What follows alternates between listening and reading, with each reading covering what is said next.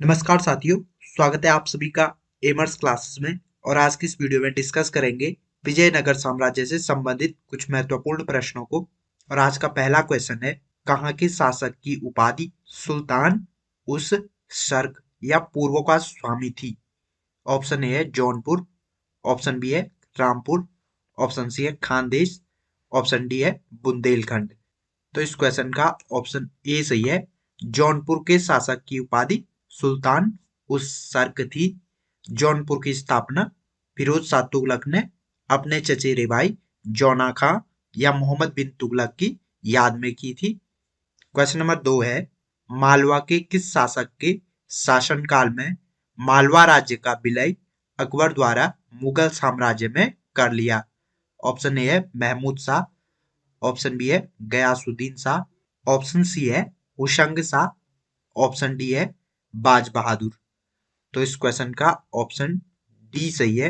बाज बहादुर के शासनकाल में मालवा राज्य का विलय अकबर ने मुगल साम्राज्य में कर लिया था। बाज बहादुर मालवा के अंतिम सुल्तान थे तथा उन्होंने 1555 ईस्वी से लेकर 1562 ईस्वी तक शासन किया था। 1561 में आदम खान और पीर मुहम्मद खान की अगुवाई वाली अकबर की सेना ने मालवा पर आक्रमण किया और 29 मार्च 1561 को सारंगपुर की लड़ाई में बाज बहादुर को पराजित कर दिया था। अगला प्रश्न है, अहमदाबाद की स्थापना किसने की? ऑप्शन ए है अहमद शाह प्रथम, ऑप्शन बी है मोहम्मद शाह, ऑप्शन सी है महमूद बेगड़ा, ऑप्शन डी है इनमें से कोई नहीं। तो इस क्वेश्चन का ऑप्शन ए सही है। अहमदाबाद की स्थापना अहमद शाह प्रथम ने 1411 ईस्वी में गुजरात सल्तनत के रूप में की थी। अगला प्रश्न है, महमूद बगेड़ा किस राज्य का प्रसिद्ध सुल्तान था?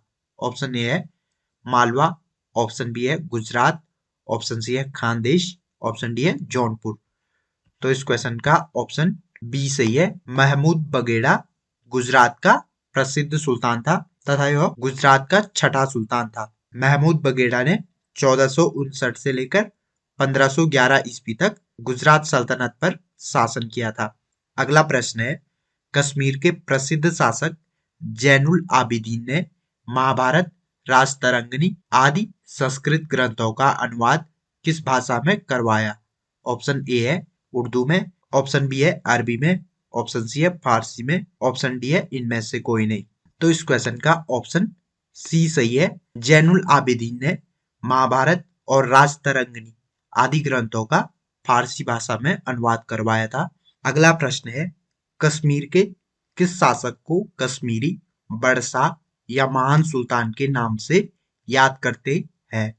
ऑप्शन ए है जैनुल आबिदीन, ऑप्शन बी है सुल्तान सिकंदर बुत्सकन, ऑप्शन सी है सुल्तान सिहाबुद्दीन, ऑप्शन डी है सुल्तान कुतुबुद्दीन।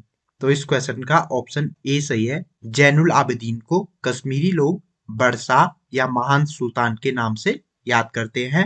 जैनुल आबिदीन ने 1423 ईस्वी से लेकर 1474 ईस्वी तक शासन किया था। अगला प्रश्न है, महाभारत का बांग्ला भाषा में अनुवाद बंगाल के किस सुल्तान ने करवाया?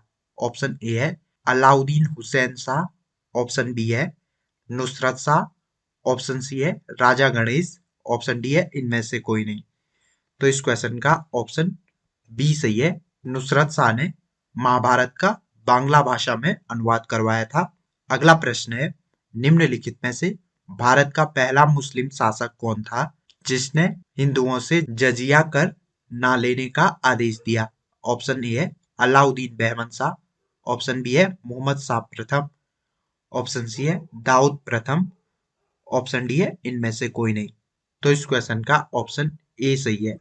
अलाउद्दीन बेहमन शाह ने हिंदुओं से जजिया कर ना लेने का आदेश दिया था। अलाउद्दीन बेहमन शाह को ही अलाउद्दीन हसन गंगू बेहमन शाह या हसन गंगू के नाम से भी जाना जाता है। अगला प्रश्न है, किस बेमनी शासक ने प्रसिद्ध सूफी मोहम्मद गेसुतराज बंदा नवाज को भू अनुदान दिया? ऑप्शन ए है अलाउद्दीन हसन, ऑप्शन बी है ताजुद्दीन फिरोज, ऑप्शन सी है सियाबुद्दीन अहमद प्रथम, ऑप्शन डी है इनमें से कोई नहीं। तो इस क्वेश्चन का ऑप्शन बी सही है। ताजुद्दीन फिरोज ने प्रसिद्ध सूफी मोहम्मद गेसूद्राज बंदा नवाज को भू अनुदान दिया था? अगला प्रश्न है, बहमनी साम्राज्य को किसने चरमोत्कर्ष पर पहुंचाया? ऑप्शन ए है अलाउद्दीन हसन, ऑप्शन बी है ताजुद्दीन फिरोज, ऑप्शन सी है महमूद गामा, ऑप्शन डी है इनमें से कोई नहीं। तो इस क्वेश्चन का ऑप्शन सी सही है। महमूद गामा ने बहमनी साम्राज्य को उसके चरमोत्कर्ष पर पहुंचाया था। अगला प्रश्न है, टोडरमल का पूर्वगामी किसे कहा जाता है? ऑप्शन ए है महमूद गामा, ऑप्शन बी है मुर्शिद कुली खां, ऑप्शन सी है अलाउद्दीन हसन, ऑप्शन डी है इनमें से कोई नहीं। तो इस क्वेश्चन का ऑप्शन ए सही है। महमूद गामा को टोडरमल का पूर्वगामी कहा जाता है। अगला प्रश्न है, बहमनी साम्राज्य का कितने राज्यों में विभाजन हुआ? ऑप्शन ए है 2, ऑप्शन बी है 3, ऑप्शन सी है 4, ऑप्शन डी है 5। तो इस क्वेश्चन का ऑप्शन डी सही है। बहमनी साम्राज्य 5 राज्यों में विभाजित हुआ था। बहमनी सल्तनत का अंतिम शासक कलीमुल्ला था, जिसने कि 1526 से लेकर 1538 ईस्वी तक शासन किया था। इसी के शासनकाल में बहमनी राज्य 5 राज्यों बरार, बीजापुर, अहमदनगर, गोलकुंडा और बीदर में विभाजित हो गया था। अगला प्रश्न है, बहमनी साम्राज्य से सबसे पहले कौन राज्य स्वतंत्र हुआ? ऑप्शन ए है बरार, ऑप्शन बी है बीजापुर, ऑप्शन सी है अहमदनगर, ऑप्शन डी है गोलकुंडा।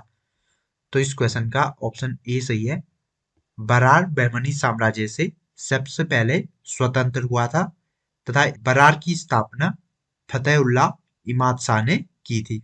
अगला प्रश्न है, बहमनी साम्राज्य से सबसे अंत में कौन सा राज्य स्वतंत्र हुआ? ऑप्शन ए है बीजापुर, ऑप्शन बी है अहमदनगर, ऑप्शन सी है गोलकुंडा, ऑप्शन डी है बीदर। तो इस क्वेश्चन का ऑप्शन डी सही है। बीदर बहमनी साम्राज्य से सबसे लास्ट में अलग हुआ था। अगला प्रश्न है, अदीना मस्जिद कहाँ स्थित है? ऑप्शन ए है जौनपुर में, ऑप्शन बी है पंडवा बंगाल में, ऑप्शन सी है गुजरात में। तो इस क्वेश्चन का ऑप्शन बी सही है। अदीना मस्जिद पंडवा बंगाल में स्थित है। इस मस्जिद को सिकंदर शाह के शासनकाल में बनवाया गया था। अगला प्रश्न है, प्रसिद्ध विरूपाक्ष मंदिर कहाँ अवस्थित है? ऑप्शन ए है भद्राचलम, ऑप्शन बी है चिदम्बरम, ऑप्शन सी है हम्पी, ऑप्शन डी है श्रीकालहस्ती। तो इस क्वेश्चन का ऑप्शन सी सही है। विरूपाक्ष मंदिर हम्पी में स्थित है। हम्पी कर्नाटक राज्य में स्थित है। अगला प्रश्न है, कृष्णदेवराय का उड़ीसा के शासक प्रतापरुद्र गजपति के विरुद्ध अभियान को किस इतिहासकार ने 16वीं सदी के भारतीय इतिहास की सबसे शानदार घटना कहा है? ऑप्शन ए है वीए स्मिथ, ऑप्शन बी है लेनपुल, ऑप्शन सी है नीलकंठ शास्त्री, ऑप्शन डी है इनमें से कोई नहीं। तो इस क्वेश्चन का ऑप्शन सी सही है। नीलकंठ शास्त्री ने कृष्णदेवराय के उड़ीसा अभियान को 16वीं सदी के भारतीय इतिहास की सबसे शानदार सैनिक घटना बताया है।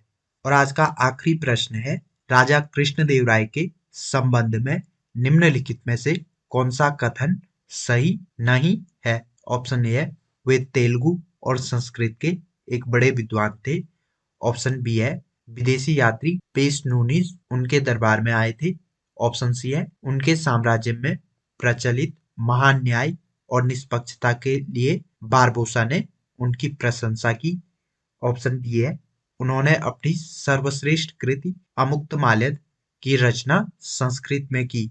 तो इस क्वेश्चन का ऑप्शन डी गलत है। कृष्णदेवराय ने अमुक्तमाल्यद की रचना संस्कृत भाषा में नहीं की थी, बल्कि तेलुगु भाषा में की थी।